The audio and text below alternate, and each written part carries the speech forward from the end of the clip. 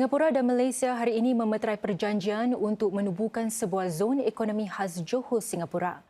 Perdana Menteri Lawrence Wong dan Perdana Menteri Malaysia Anwar Ibrahim mengumumkannya secara bersama siang tadi semasa rahat pemimpin ke-11 di Putrajaya. Antara lain, Singapura dan Malaysia menyasarkan untuk mewujudkan 20,000 pekerjaan berkemahiran dalam 5 tahun pertama di zon itu. Ini selain menyasarkan untuk menyelaras perluasan 50 projek dalam 5 tahun pertama dan 100 projek dalam 10 tahun pertama. It's an important project which will build on the complementary strengths of Singapore and Johor so that we can both be more competitive, enhance our value proposition and jointly attract more investments to our shores. And by doing so, it will create good jobs and more opportunities for our peoples. When negotiating the agreement, both sides have actively engaged stakeholders to ensure that the SEZ has the conditions to help our businesses grow together for the longer term. Beberapa perjanjian antara kedua-dua pihak juga turut dimeterai semasa rahat pemimpin Singapura-Malaysia. Antaranya perjanjian kerjasama kredit karbon dan penyimpanan karbon rentas sempadan sebagai usaha bersama bagi menangani perubahan iklim. Kesepakatan lain termasuk dalam bidang pendidikan tinggi serta tenaga yang boleh diperbaharui. PM Malaysia Anwar Ibrahim berkata terdapat komitmen dan kemajuan yang jelas di kedua-dua belah pihak mengenai isu-isu tertunggak seperti air. Tambah beliau, kerajaannya sedang mengkaji cadangan Sarawak untuk mengeksport tenaga ke Singapura menerusi kabel dasar laut. We also discuss the issue of flight information region (FIR), recognizing the needs of Malaysia in terms of its connectivity with Sabah Sarawak, but at the same time the requirements of Singapore to ensure that the performance and activities in Changi and Selangor is unaffected and will be further facilitated. Dalam pada itu, kedua-dua Perdana Menteri Singapura dan Malaysia menekankan betapa pentingnya untuk memperkukuhkan hubungan dua hala dan membina kuasa serantau yang lebih kuat demi mengatasi tekanan luaran. Itu merupakan mesej utama rahat pemimpin Malaysia Singapura yang ke-11 yang diadakan di Putrajaya.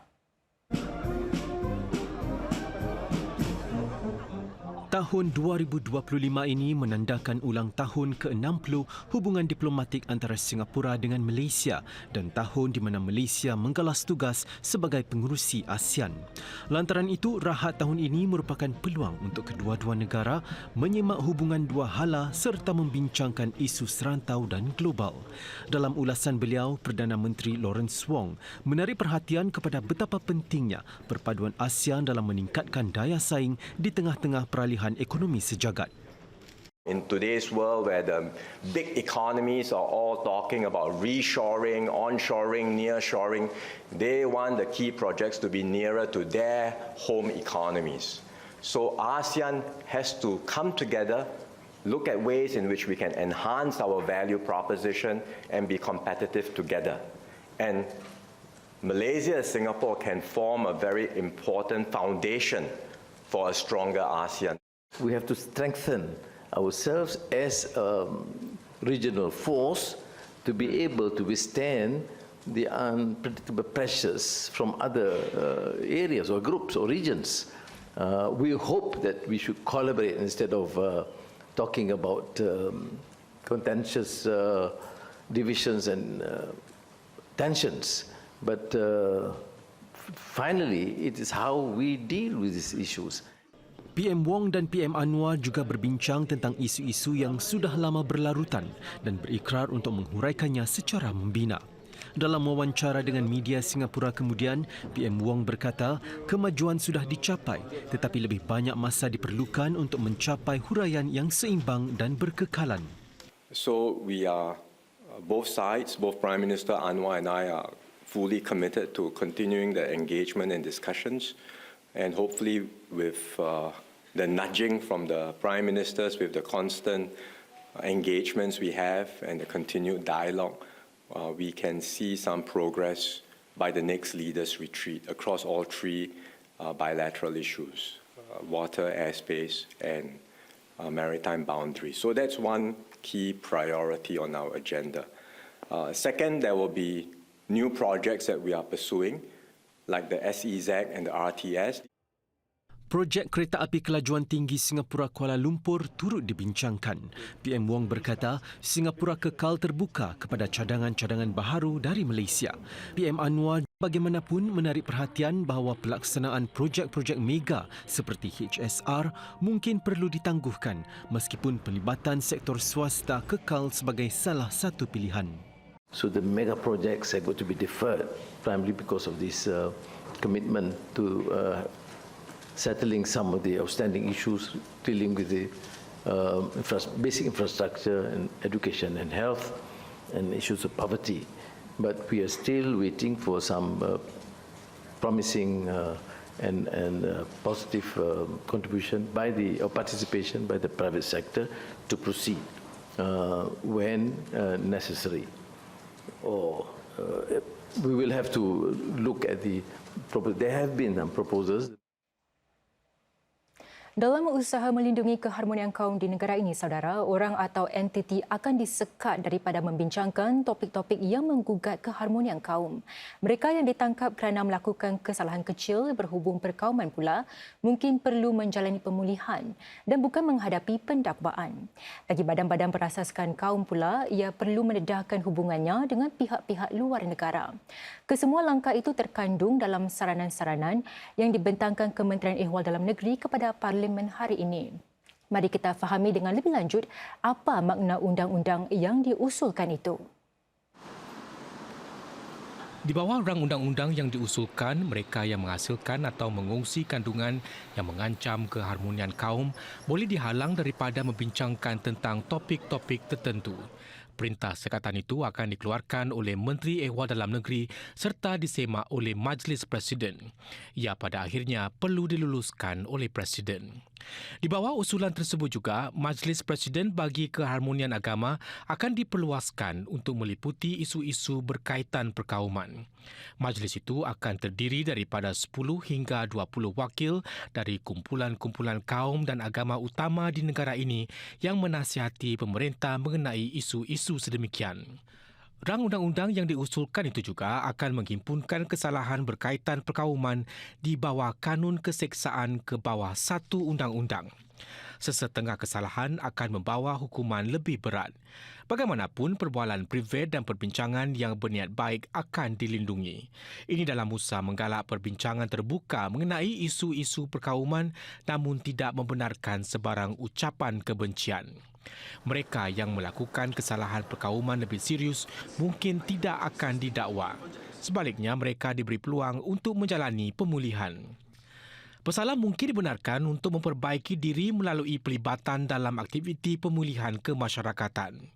Selain itu, undang-undang yang disarankan itu juga memperkenalkan langkah-langkah baru untuk melindungi pertubuhan-pertubuhan berasaskan kaum daripada pengaruh asing yang berbahaya yang bertujuan mengeksploitasi kaum untuk mencapai agenda mereka.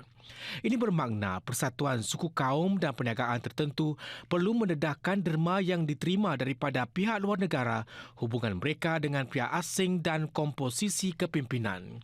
MHA akan bermula dengan menentukan kumpulan-kumpulan yang ada kaitan dengan masyarakat Cina, Melayu dan India. Parlimen hari ini meluluskan undang-undang baharu yang akan memberi polis kuasa untuk menyekat transaksi perbankan bagi mereka yang disyaki menjadi mangsa penipuan.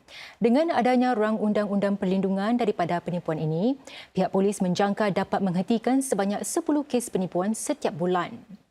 Antara kebimbangan yang diutarakan beberapa anggota Parlimen termasuk berapa pantas sebuah perintah sekatan boleh dikeluarkan untuk menghentikan transaksi yang mencurigakan. Perlindungan diperlukan bagi mengelakkan penyalahgunaan dan memastikan accountability. Bank mesti bertindak pantas apabila diberitahu tentang penipuan dan bertanggungjawab jika tidak mematuhi arahan. Selain itu, pengadil bebas perlu mengawasi siasatan bank terhadap kes penipuan supaya memberi keadilan kepada mangsa. Akhirnya, mangsa di bawah RO perlu diberi akses kepada dana harian semasa siasatan berlangsung. Menteri Negara Ehwal Dalam Negeri Sun Xueling menjawab langkah-langkah perlindungan sudah disediakan dan pemerintah dan perintah sekatan hanya akan dikeluarkan sebagai jalan terakhir. The bill limits the duration of a restriction order to a maximum of 30 days at the outset.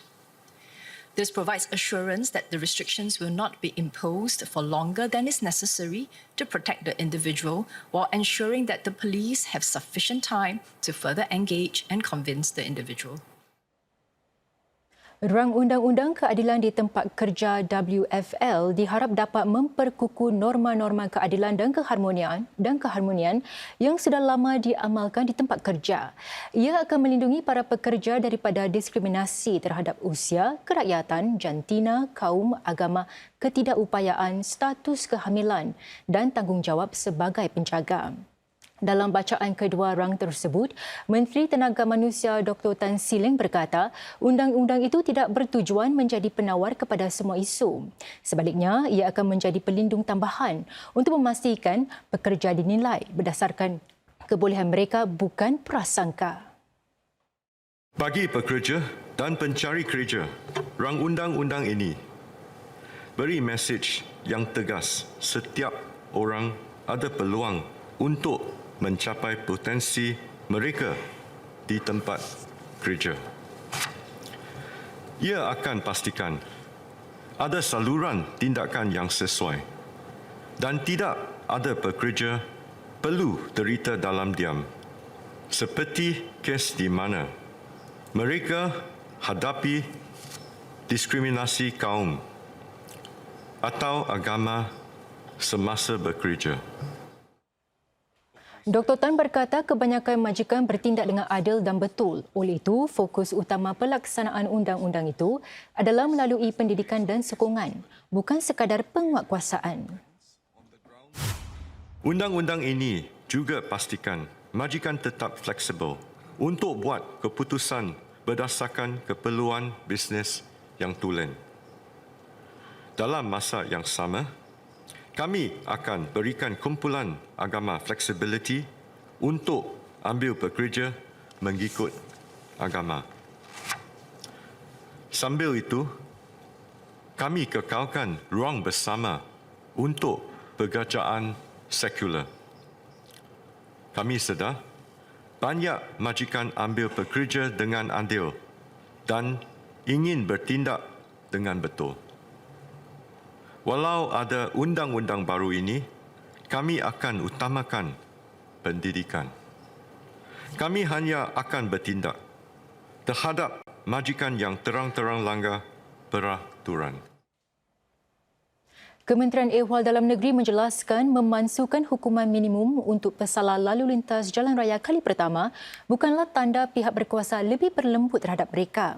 Sebaliknya, ia bertujuan untuk memberi mahkamah budi bicara penuh untuk menjatuhkan hukuman yang paling sesuai. Namun beberapa anggota Parlimen berkongsi keprihatinan mengenai langkah terbaru itu kerana mungkin memberi isyarat yang salah kepada pemandu yang tidak bertanggungjawab. Ini lebih-lebih lagi memandangkan beberapa kemalangan serius yang berlaku di jalan-jalan raya Singapura. Terdapat juga saranan agar pindaan tersebut disertakan satu kempen kesedaran awam. The intent of these amendments is not to signal a more lenient stance towards egregious motorists, nor to let them off with lighter sentences. We will continue to punish those who exhibit irresponsible driving behavior. The maximum penalties are stiff and remain unchanged. Judges will have full flexibility to decide the appropriate sentence up to the maximum sentence prescribed in the law, depending on the facts of each case. 8 penyedia khidmat teleperubatan disiasat setelah didapati tidak mematuhi peraturan berikutan audit yang dijalankan. Tindakan sudah dikenakan terhadap 3 penyedia khidmat yang terbabit. 5 lagi kes masih dalam siasatan. mana doktor klinik merupakan salah satu penyedia khidmat yang ditarik balik lesennya Disember lalu. Semakan juga sedang dijalankan untuk mengesan kemungkinan adanya salah laku profesional. Sebahagian besar daripada ketidakpatuhan yang dikenal pasti tertakluk kepada dua kategori, iaitu kelemahan dalam jagaan klinikal dan menggalak penggunaan tali perubatan walaupun tidak perlu. There are a variety of things we look at, the metrics in terms of the numbers, the type of patient mix, and the justifications for the medical certificate or any other therapeutic intervention. Ultimately, has a correct assessment been provided, and is the treatment, whether it's medication, investigation, or a medical certificate, appropriate to the clinical condition that has been detected and appropriately documented?